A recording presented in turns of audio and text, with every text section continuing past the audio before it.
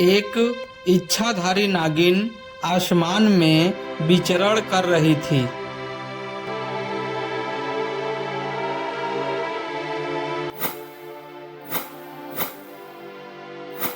कुछ गुंडे एक आदमी को बड़े ही बेरहमी से मार रहे थे। गुंडों के मार के वजह से वह आदमी एकदम से बेहोश हो चुका था। गुंडों का सरदार अपने साथियों से कह रहा था, बचना नहीं चाहिए, जान से मार दो इसे। तभी इच्छाधारी नागिन उड़ते हुए उसी जगह पे आ जाती है और गुस्से में कहती है, अरे अरे दुष्ट पापियों, ये क्या कर रहे हो तुम लोग? एक निहत्थे आदमी को इतनी बेरहमी से मार रहे हो तुम लोग। आखिर उस इंसान की गलती क्या है, जरा मुझे भी तो बताओ। अरे अरे दुष्ट पापियों, तुम लोगों को सुनाई नहीं दे रहा है क्या? मैं कब से कहे जा रही हूँ कि आखिर बात क्या है, लेकिन तुम लोग तो मेरी बातों को हवा में उड़ा दे रहे हो। नागिन के बार बार समझाने पर भी गुंडे नहीं मानते हैं।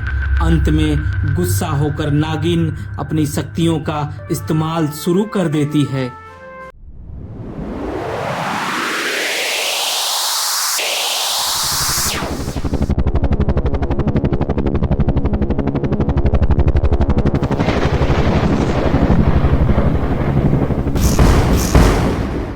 नागिन के प्रहार से डरकर गुंडे भाग जाते हैं। नागिन अपनी शक्तियों से उस अधमरे इंसान को ठीक कर देती है। हे मानव, तुम्हारा क्या नाम है?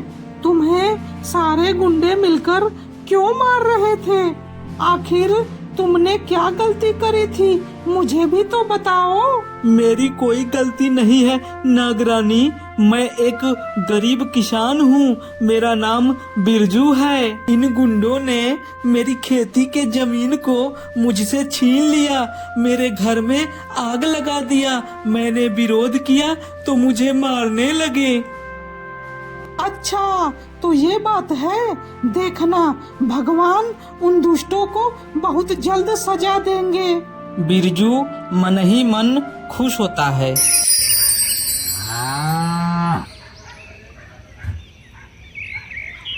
बिरजू के जीवन का मनहूस दिन बीत जाता है। फिर अगले दिन सुबह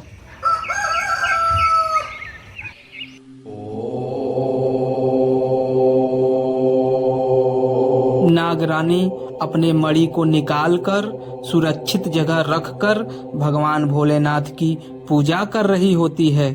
कुछ ही दिनों में नाग पंचमी जो आने वाला है। हर नाग पंचमी को भगवान शिव नागरानी को दर्शन देते हैं।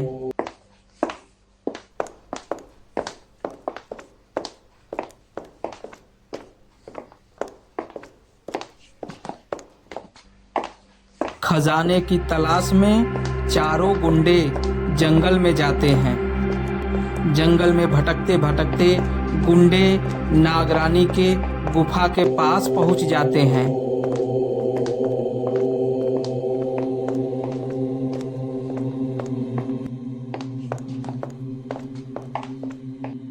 नागिन के चमत्कारी मणि को देखकर गुंडे खुश होते हैं।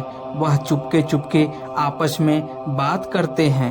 वो कहते हैं कि यही मौका है इस नागिन से बदला लेने का। वह गुंडे चोरी चुपके नागिन के मणि को चुरा कर लेकर वहां से भाग जाते हैं। नागरानी भगवान के पूजा में इतना लीन रहती है कि उसे कुछ पता ही नहीं चलता है। अरे जल्दी जल्दी भागो सरदार, कहीं नागिन हम लोगों को पकड़ के काट ना ले।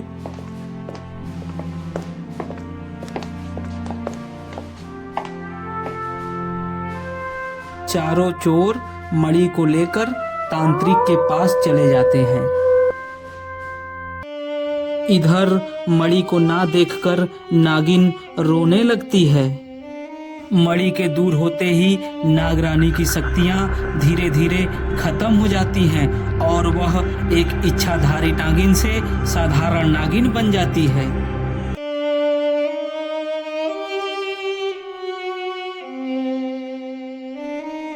नागमणि के ना होने से नागिन की सारी जादुई शक्तियां समाप्त हो जाती हैं और वह दुखी मन से अपने मणि को ढूंढने के लिए चल देती है।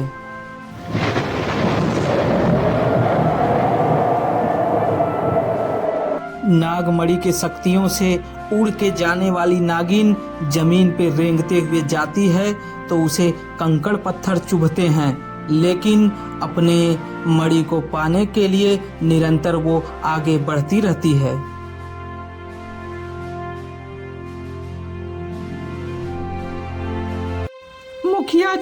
मुखिया जी, मेरी नागमणि चोरी हो गई।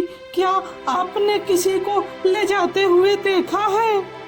नहीं प्यारी नागिन, हमने तुम्हारी मणि को नहीं देखा। तुम कहीं और पता करो। नागरानी वहां से निराश होकर चल देती है। फिर आगे उसे एक बूढ़ी चिड़िया मिलती है। चिड़िया दादी, क्या आपने किसी को मेरी मणि चुरा कर लेकर जाते हुए देखा है? अरे कलमुही नागिन, मैं तेरी नौकर हूँ जो तेरी मणि को देखती फिरूं। चल यहाँ से भाग। कलमुही नागिन कहीं की बड़ी आई है पता पूछने। नागिन दर दर की ठोकरें खाती है, लेकिन मणि का पता नहीं मिल पाता है। फिर वह राजा के पास जाने का निश्चय करती है।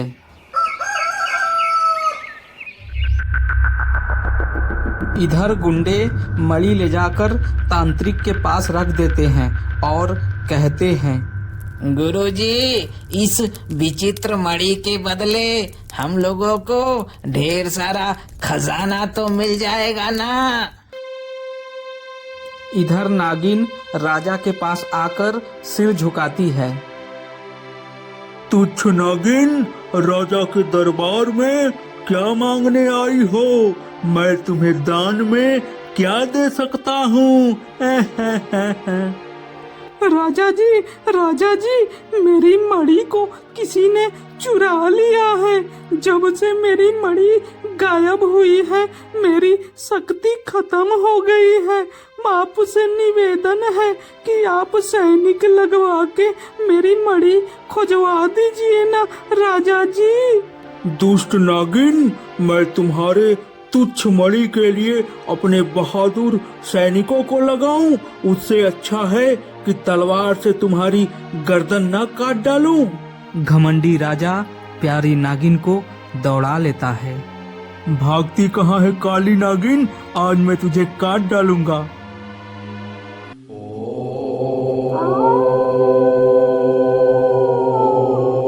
आगे की कहानी देखने के लिए मेरे चैनल को सब्सक्राइब करें, होम पेज पे जाएं और विचित्र नागमणि भाग संख्या 2 को देखें।